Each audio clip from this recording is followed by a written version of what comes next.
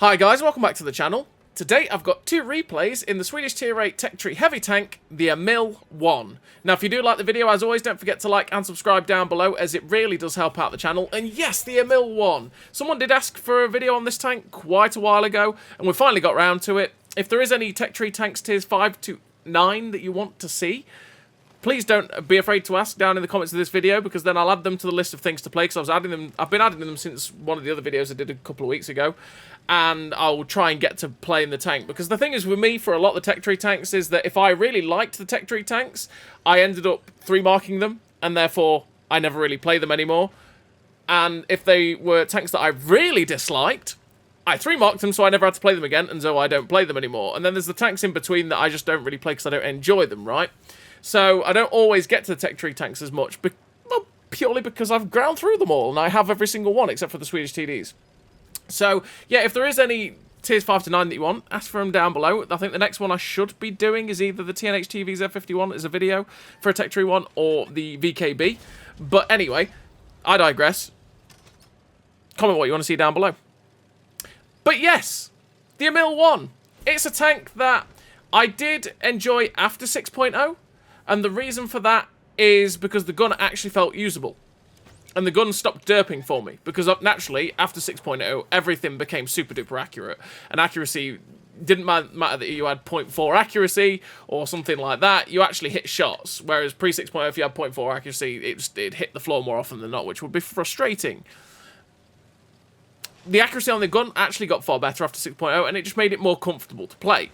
The problem for the Emil I is that when you are top tier, the tank is very, very nice. And you might be going, well, yeah, because you're a tier 8. You know, when it goes +2, it's always going to be rubbish, right? Well, the key strength of the tank is to use the decent mobility that you have, which is a 50 km/h top speed. And you've got 13.19 horsepower per ton ratio as well, which means that you do get up to about 45 to 50-ish, somewhere in that region, which means you can use the decent mobility, get yourself to a ridgeline, use the fantastic 12 degrees of gun depression this tank has, which is the iconic thing of the entire Swedish heavy tank line, is having that fantastic gun depression, and then deal out these 1200 damage clips. Well, it's more than that, it's 1280, but you get the point. Dish out the damage with these clips. To balance that, obviously you had a derpier gun, the aim time's not that good, and your reload was pretty slow. So at the minute, I have a 29.23 second reload for the clip, which is, again, fairly slow. You've got a 0.3 accuracy with this build that I have as well, which is not too bad. It used to be way worse, naturally, before 6.0. That would have been probably way worse, because we've got all the stuff that makes stuff like 10% more accurate and stuff that we didn't have before. We've got 2.63 accuracy during movement, which is actually not horrific, but it's not good. And we've got 0.8 accuracy during rotation, which is actually pretty nice anyway. If you turn in the turret, your accuracy during rotation is actually pretty good. But you've also got a 3-second intra-clip reload, which means it does take 9 seconds to dish out the 1200 damage. And with that 2.89 second aim time, it just takes forever for this gun to get aimed in if you do not help the gun bloom all that much. But the key weakness of the vehicle is the fact that the turret is really good when you're top tier. Same as it is on the Emil 1951 or the Barracuda. But when you go hull down, which is, by the way, if you don't know what hull down is, it's basically where you go onto a ridgeline and the enemy tanks can only see your turret. They cannot see anything of your hull. That is hull down. If they can only see your turret, they will bounce when you're facing tier 6s and 7s, and quite a lot of the tier 8s. But once you start to go against tier 9s and 10s that have 260 to 270 pen, and they start to fire premium, which is 300 plus pen, your turret means nothing. And they go straight through it every time, which then completely negates the ability of your tank to be able to laugh at people with the good turret armor. And you sit there going, well, I feel like a spud. And you feel a little bit sad. Unlike playing something like the Emil II, which is obviously naturally your tier 9 compatriot, where your turret armor is not that far off your tier 10, where you're an absolute beast. So it did get very frustrating to play in those sorts of matchups. Adding to the fact that you only have 217 penetration on the standard APCR rounds, and 242 penetration on the premium APCR rounds, it could get a little bit frustrating to play because 217 was not enough to deal with a lot of the tier 10s unless you've got their rear or sides, and even then some of the more super heavily armoured tanks at tier 10 you really struggled with 217, you won't pen them, and then you've got to go through a very, very long reload if you do have the premium loaded as well. That's the other thing, is the fact that if you did need to switch to premium, you would have to sit around and twiddle your thumbs for about 30 seconds. Which is pain. And 242 on your premium penetration is still a struggle. Even against some of the tier 10s, 242 still struggles, which can be a deep frustration for the Emil I. But this gun does still like to derp. You've just seen that on the IS-22. You've seen my frustration with it a bit in this game as well, where it just says, you know, I could hit that shot, but nah, I'm not going to do it. It's why I prefer the Barracuda or the Emil 1951 over this vehicle. The gun's slightly derpier, but you do reload quicker, and you also put out the damage quicker, which is why I think I prefer the premium versions of the Emils better to this one. But yeah, it's a bit frustrating at times on the Emil one, just how derpy this gun can be. You do have 1,080 meters a second shell velocity on the standard APCR, with 1,350 meters a second shell velocity on the premium APCR, which the premium APCR is just flat out way better, which is why a lot of these tanks will probably be firing full prem.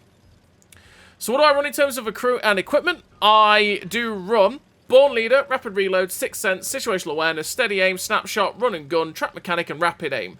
And in terms of equipment, Vents, Stabs, and Optics. Optics to be able to get the best view range I can possibly get. The Stabs to get the best accuracy out of during movement and rotation. And Vents to get the best out of everything. And to help especially get the accuracy down, the aim time down, the reload down, and make the view range better, because the view range is only 461 meters of view range with everything set up that way without vents, and it's 471 with it. The extra 10 meters is still a very, very nice asset to have, so I really want to make that view range as good as possible with the vents as well added to the optics and situational awareness, Born Leader, etc. All three gun perks as well, but like you saw, because this gun is very derpy if you do not help it, and I really want to help it, because that is the only strength of the vehicle, is the fact that you have that such a good clip at 1280 for a tier 8 heavy tank. And it's nice to be able to, if you do get to dish out all 4 shots, it can be very, very nice. But if you don't get to get those shots out, it can be really frustrating. So I'd help the gun out as much as possible in that regard. And then rapid aim, because the turret reverse on this tank is very, very slow. It is only 25 degrees a second with rapid aim, which is still exceptionally slow and way slower than your tracks.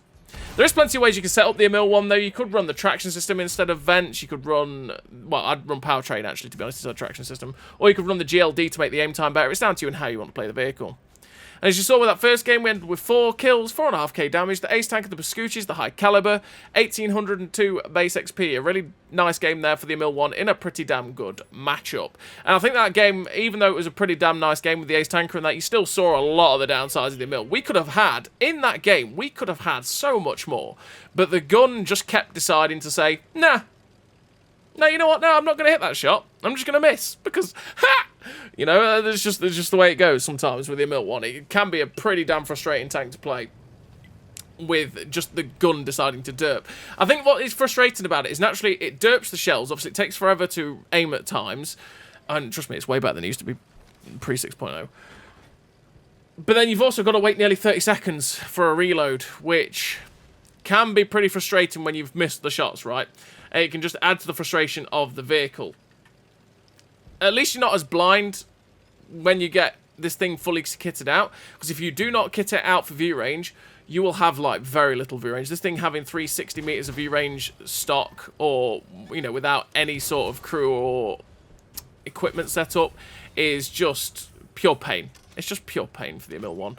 And it means that you are very, very blind, which means you will get outspotted very, very often. Which is why you want to kit it out as much as possible to get that 471 meters view range, because if you get to yourselves to a lovely little ridgeline, you should be able to spot the enemy tanks at good distances, and especially if you're on a map like, say, Prokhorovka or something like that, you can get some actually good assistance damage as well, and you can spot your own targets.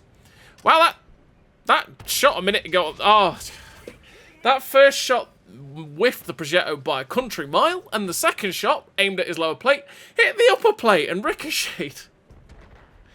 Oh, this gun. But yeah, we're on airfield, and this is a tier 10 game. It is a tier 10 game. It's 12-11. People are falling everywhere.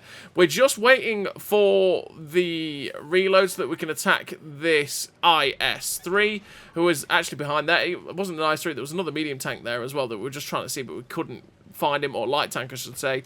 But the T100LT is out in the open. We managed to ricochet the T100LT, and then we ricochet off the T100LT, which is, it's ricocheted off each other, which is very, very sad, saying that we ricocheted off a light tank, but at the same time, you know, it's a very it's a pancake of a light tank, right? We did get one shot there into the Vanguard. We rushed the second shot, which we shouldn't have done, hoping for the kill on this guy, and thankfully the shot flies through and finishes off that French tier 8 light tank. Again, waiting for our reload. Our team has really fallen at this point. It's 10-8, which means we are losing, and it doesn't look that good, because look how many of their team are starting to progress towards our cap. As we cross the open, there's an STRVK, and I go, oh boy, no. Okay, I was going to go up to where the TD was to try and shoot the guys running towards the cap, but instead I'm going to change positions and see if I can create a crossfire with this TD against the STRVK. And as we're coming round, it's like, oh no, that's a Falcon T92. I can kill this guy in one clip, so I really have to make sure that I'm hitting the shots. We get 2 in, we get 3 in. Good night, Mr. Falcon T92. And in fact, the STRVK actually ran away. Okay, Mr. STRVK, I'll take the fact that he ran away. So we're now just going to put ourselves in a safe position where we're ready to reload so that we can actually get going again and not lose any hit points. Because at this moment in time, holding on to the hit points is key. A machine comes running in after our TD, who does shoot him, but the machine gets rid of him. The T100LT also comes in. We're now loaded, which means we can get after the machine, shut him down, so we track him in place, finish him off with the second shell. If we can get 2 shells into this T100LT, that'd be great. So we get 1 in. We're going to go for the second, and I'm like, come on, Mr. Medium Tank. Finish him off, Mr. T-54. But we get detected by the T-32 that's coming in behind us, because we're always keeping our eye on the map. And thankfully, we didn't take a shot from him, but we did take a shot from the T-100LT, who is still alive somehow. I'm like, Mr. T-100LT, how did you live? But, okay. We're just waiting for the clip to come in, because I want to get after this T-32. Again, we can help out the medium tank. And against the T-32, I can go hull down against this guy. Use the 12 degrees of gun depression to my advantage. Bounce him off my turret. And I'm like, Mr. T-32, please. You know what? Okay, if you're not going to do it, we're going to go for the lower plate. And of course, we hit the upper plate. But we're going to make sure now. We'll go for the drive wheel, track him in place, which means we can get 1 more shot in. And good night, Mr. American Tier 8 Heavy Tank. We instantly go for premium because I don't want to have an awkward situation where maybe I run out of the last 2 clips, because we've got awkward ammo count at the minute with 9 on the standard rounds. So we go straight for the premium. And the other reason for that is also I'm thinking of shell velocity. I kind of want a little bit better shell velocity in case I really need to have a decent velocity at range. So we're just waiting for the clip to go, and we get spotted without seeing what was looking at us. And I'm like, oh, that's that griller. That's the griller. We know where the other 2 are. They could be looking at me, but that's definitely the griller looking at me. I don't want to poke out and get hit. He could kill me in 1 shot if he rolls high. He can't actually kill me in 1 shot guaranteed, but he could. The Projectile 65 gets shut down by the Iron Rain. We know where the HMH 51 is, the Super Sherman. He is down below. He is actually a 1 shot if we high roll, because we've got 320 average damage. He does take a hit before we hit him, and then we do actually finish him off. We've still got 3 shells left, and again, you know what, I can take a hit from a griller. It's not guaranteed he's going to kill me, but if I get unlucky, he could obviously just finish us off. But in fact, the Iron Rain actually shuts him down and finished the game with a pretty decent total for the Emil I in a tier 10 game. Finished with the victory, 5 kills, 3,384 damage, 674 assistance, ace tanker, with the 1837 base XP. A pretty damn nice game there for the Emil I, which can be a pretty decent tank, and especially these days with the way that it is after 6.0, you know, the accuracy of this tank is way, way better than it ever used to be. But it can still be pretty frustrating because you do have a long reload, your aim time is very long as well, it feels derpier than it should be, and it does just like missing at times, the Emil I. And that can be frustrating, but that is the Emil I. So, as always everybody, thank you very much for watching, and I'll see you next time.